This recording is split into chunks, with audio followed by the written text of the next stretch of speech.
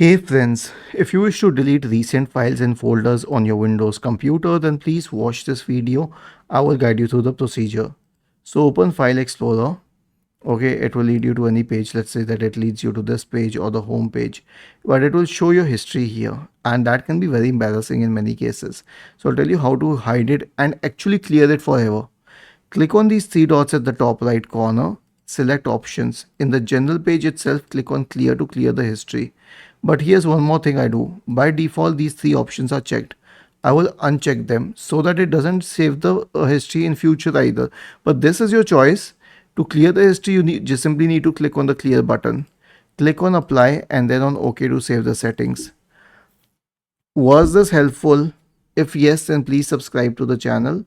If not, then let us know in the comment section of the video on how we could help you further.